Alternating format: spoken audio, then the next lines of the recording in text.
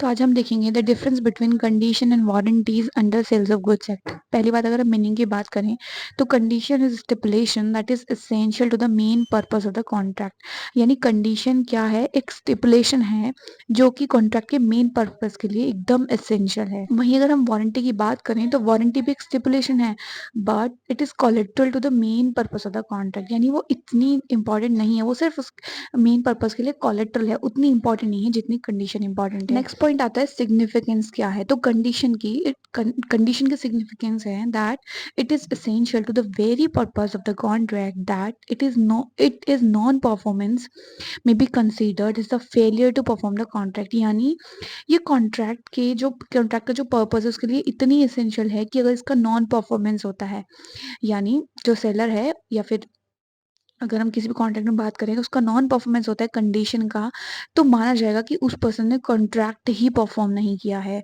वहीं अगर हम वारंटीज में देखें तो it is not treated as failure to perform the contract. यानी अगर आप वारंटी का ब्रीच करते हैं तो आप कॉन्ट्रैक्ट को ऐसा नहीं मानेंगे कि कॉन्ट्रैक्ट ही परफॉर्म नहीं हुआ। आगे हम बात करें कि कंसिक्वेंसेज ऑफ ब्रीच, यानी अगर कंडीशन का ब्रीच होता है तो क्या उसके कंसिक्वेंसेज होंगे, और वहीं अगर वारंटीज का ब्रीच होता है तो उसके क्या कंसिक्वेंसेज होंगे।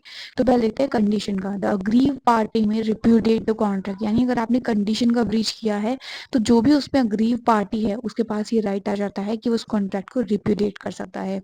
वहीं अगर वारंटीज का ब्रीच होता है तो aggrieved party can not repudiate the contract. Aggrieved party contract को रिप्यूडिएट नहीं कर सकती, उसके पास सिर्फ ये राइट आता है दैट ही और she can only claim damages.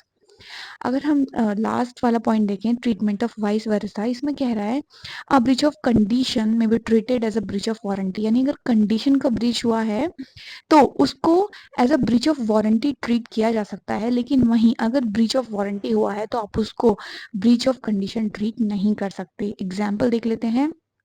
Example कह रहा है कंडीशन वाले का, miss Jalpari can choose to keep the watch in after she get to know that the watch is not water proof.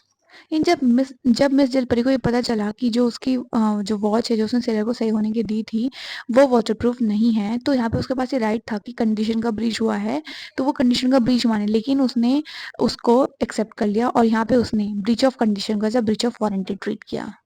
साथ ही आगे कह रहा है मिस जलपरी के पास ये राइट नहीं है कि अगर यहाँ पे ब्रीच ऑफ वारंटी होता और वो उसको as a breach of condition treat कर सकती है। यानी वहीं आप कंडीशन और ब्रीच ऑफ कंडीशन का ब्रीच ऑफ वारंटी ट्रीट कर सकते हैं लेकिन ब्रीच ऑफ वारंटी को ब्रीच ऑफ कंडीशन नहीं।